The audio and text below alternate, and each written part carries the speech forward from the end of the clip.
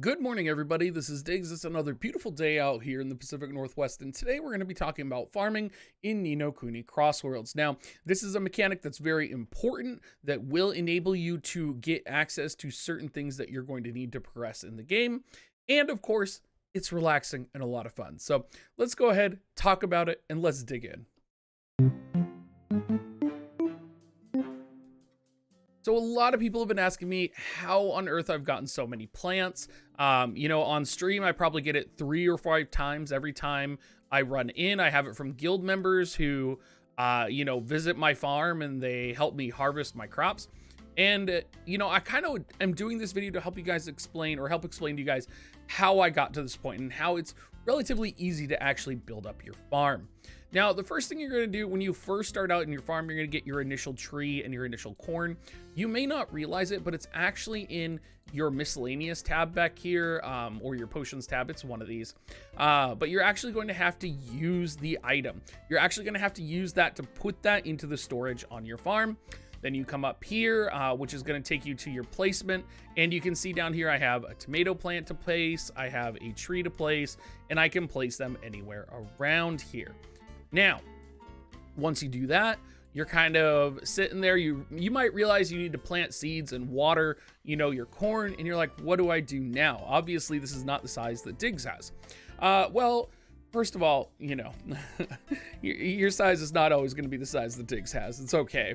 But, but the thing that you need to factor in is that you were also given the intermediate book under the missions tab here.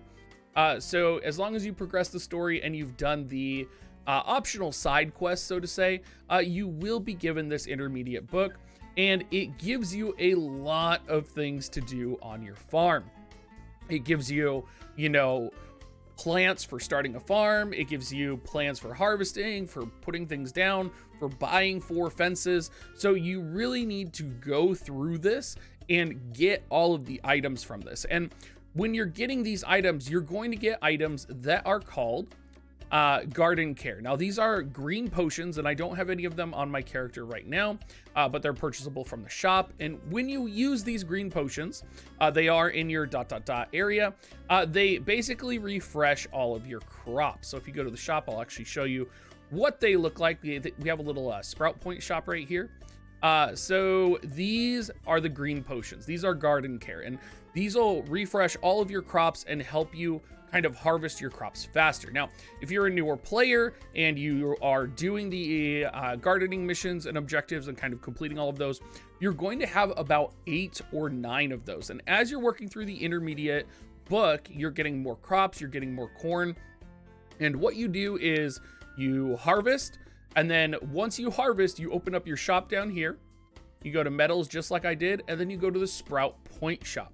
And you'll notice in here, you can buy tomatoes for 15 tomatoes. You can buy corn for 15 corn, and you can buy apples for 15 apples. And this is the beginning of the kind of cycle that you're setting yourself on to get more plants, right?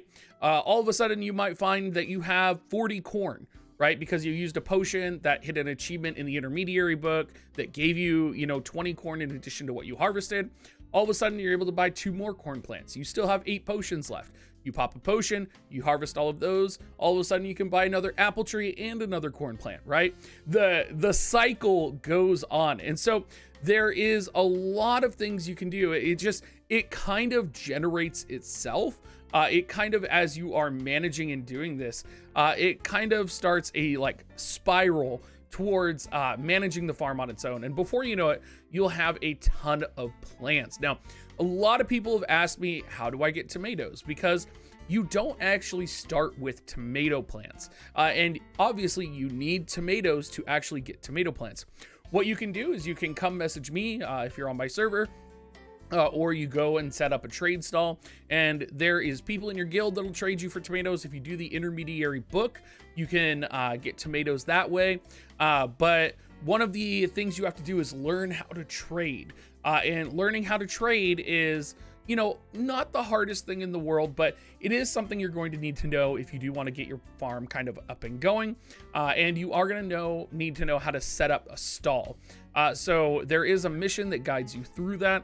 But basically the point of all of this is so that you can set up a farm reliably to get a lot of corn, a lot of tomatoes, a lot of apples, so that you can do this exchange right here.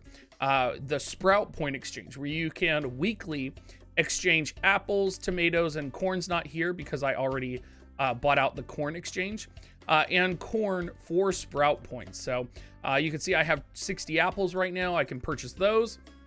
That gave me an additional 20 sprout points up here for 67 sprout points. And you can spend your sprout points on a variety of things. There's farmhouses you can spend them on. There's, you know, tents you can set them on. There's chairs and stuff. But what you really want to save up for is the 500 sprout tokens for the invitation ticket, which unlocks the familiar forest nameless island environment. Now, I don't know what this does. I have no idea. I am just a farmer who has been farming my butt off and really enjoying it. I imagine what it is, and I'll show you guys here, is when you go to leaving the familiar's forest, and when you first go into your familiar forest, there's a place called changing in the environment. And I imagine this lets you set up a second forest that you can basically go to. And why would you want to do that? Well, if you go into the elemental forest, and who knows how many forests there's going to be, because there was an icon there that said other forests. If you go in here, you'll actually find out that I am at the cap for placing down tomato trees and apple trees and corn. I actually can't place any more plants than this down in this area. And of course, I might switch out some corn with tomatoes because tomatoes are, you know, relatively harder to come by, and I do want to max them out. But it's one of those situations where, you know, now all of a sudden, if I get that other forest, if I open up that another area, I'm going to be able to get more sprout tokens. And again, there's nothing really valuable that you can buy with these fruits and vegetables in the game right now. Maybe you'll be able to make them, use them for making feasts and cooking later on. But right now, it's all about kind of setting up the baseline and farming to farm currently. There's no like objective point to doing this. Currently, it's kind of doing it to promote itself right now.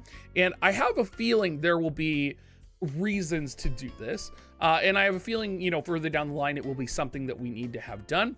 But for right now, that's pretty much how you get your farm going.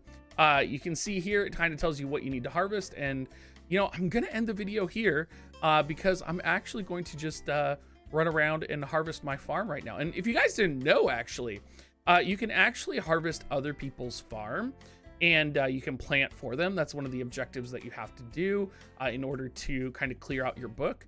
And you can also over here, if you have this little board set up, it actually shows you who has helped you with farm work. So it's called a work exchange, where you go to another person's farm and you help them out by like gathering their items and stuff.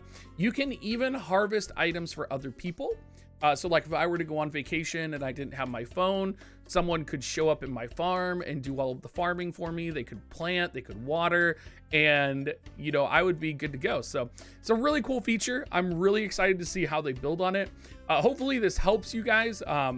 You know, there's been a lot of questions about it that have been posed to me. If you have any questions, feel free to drop them down in the comments below, and I will get back to you, or someone else will, with the answer. Or you can always come to my Discord right now and you can ask me directly. So thank you so much, everybody, and have a great rest of your day.